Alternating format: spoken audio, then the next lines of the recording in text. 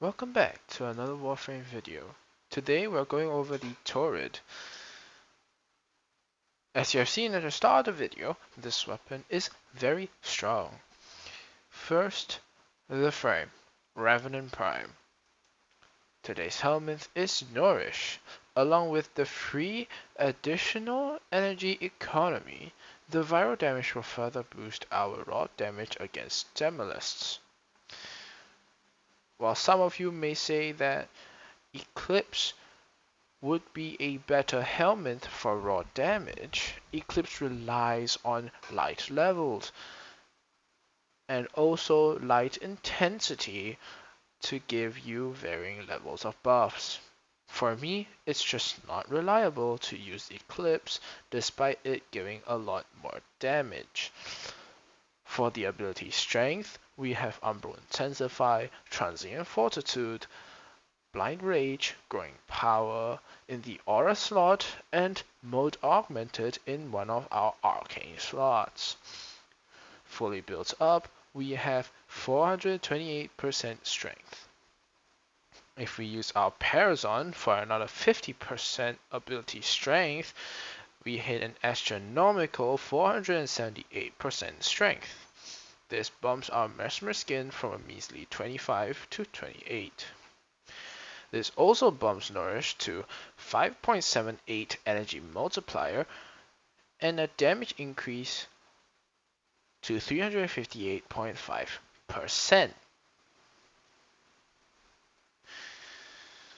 For ability duration, Prime Continuity and Narrow Minded gives us 227% duration, which gives Nourish an uptime of 56.63 seconds per cast. Prime Flow and Equilibrium will work with Nourish to serve as our energy economy. Nourish is so strong that energy drain conduits just doesn't matter even at level cap.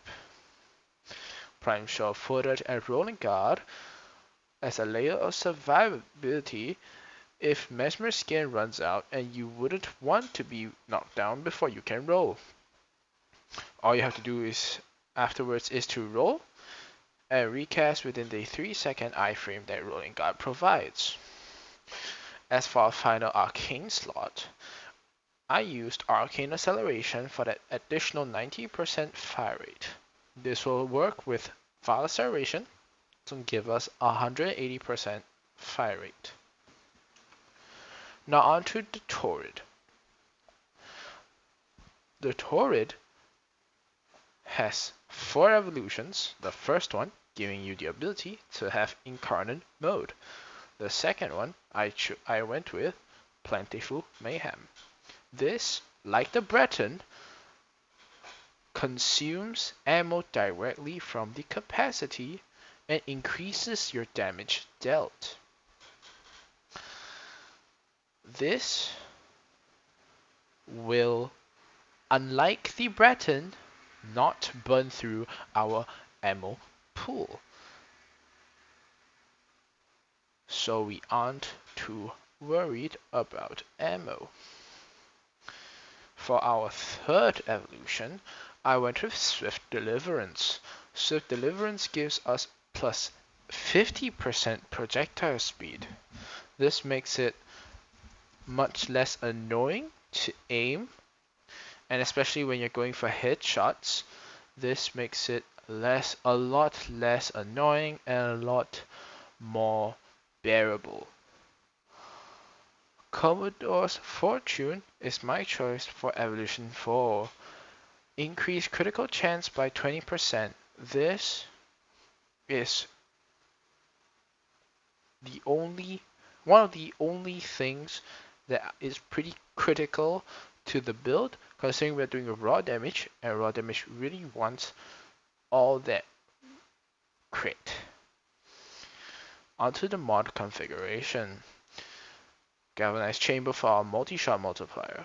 Galvanized Aptitude for the base damage multiplier. Prime Bane of Grineer for that faction damage multiplier. Vile Acceleration, as mentioned before, works with Arcane Acceleration for that 180% fire rate.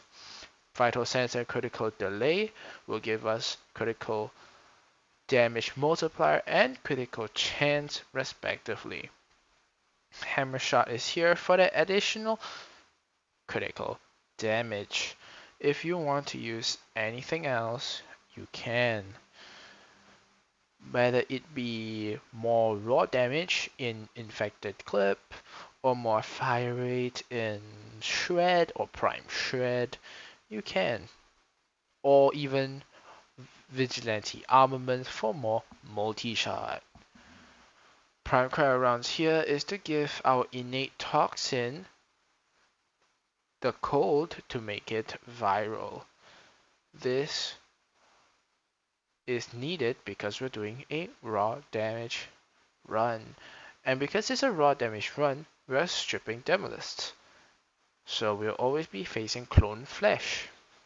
Viral makes it such that we don't have to worry about this type of issues.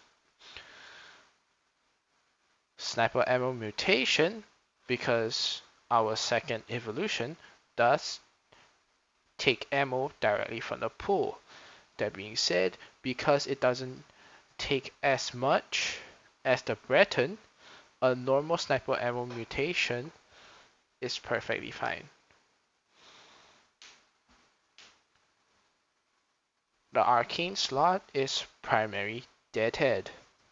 Gives us 360% base damage when we hit 3 stacks and 30% headshot multiplier when we're doing headshots, along with that 50% reduced weapon recoil.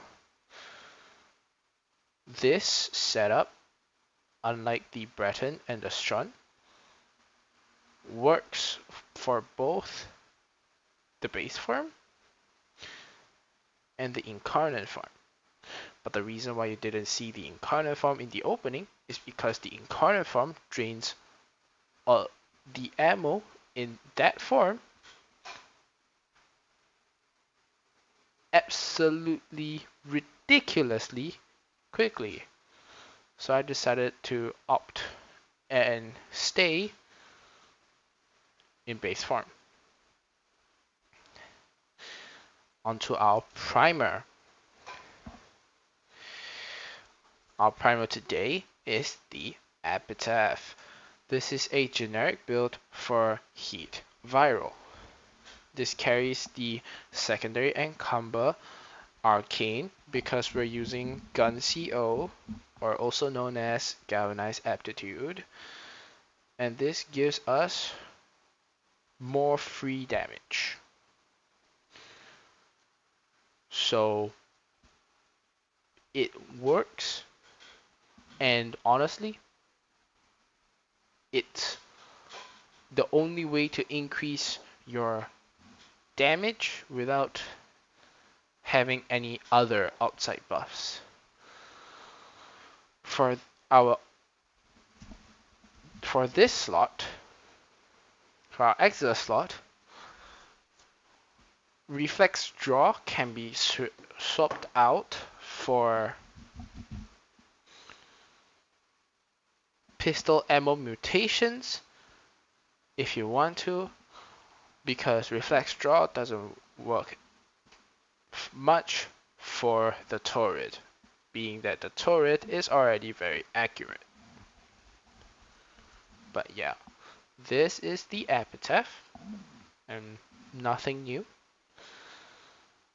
And now finally, the Glaive Prime.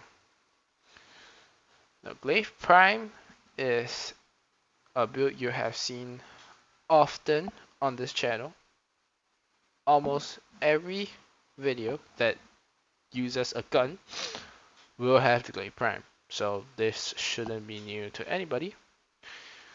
This is the same old generic build, nothing new, nothing groundbreaking. This works, and I only use this for Acolytes. You see the Acolyte, you strip the Acolyte, you turn on Nourish, you enthrall the Acolyte, and then you throw the Glaive, you detonate the Glaive, and the Acolyte's gone, disappeared. Now, the focus school of choice. Unairu. Why? Because Caustic Strike. To be able to strip 100% of enemy armor permanently makes it such that I don't have to worry about Demolist Pulses pulsing off the strip and getting all their armor back. And I don't have to worry about using a helmet slot or using my melee slot for strips. So Unairu, perfectly fine. And finally, the Parazon. Yes, the Parazon plays a part. Like I said before, the Parazon gives you an additional 50% ability strength through the Power Drain mod. This, Blood for Energy and Blood for Life, is what I have on my Parazon. And the reason being, Power Drain gives me a free 50% ability strength, as mentioned previously. Blood for Life and Blood for Energy is here for that instant right off the bat energy, so that my energy bar doesn't drop to 0. Not that it will if I have Nourish on. Blood for Life gives me a health orb, and with the changes to health orb giving me 50 health per health orb, this will work with Equilibrium to give me 55 energy. Blood for Energy has a 50% chance to drop an energy orb. An energy orb gives 25 energy. Nourish along with an energy orb will give you a lot more than 25 energy. And that's it. Now for the test run.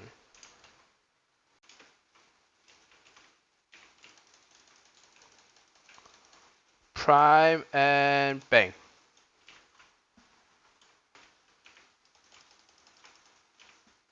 Prime and bang. Prime and bang. Prime and bang. If you enjoyed this video, do like, share, and subscribe. I do Warframe level cap guides, and if you have a weapon you want to see me cap with, do leave them in the description. I hope you enjoyed this video, and I'll see you in the next video. Have a nice day, and bye bye.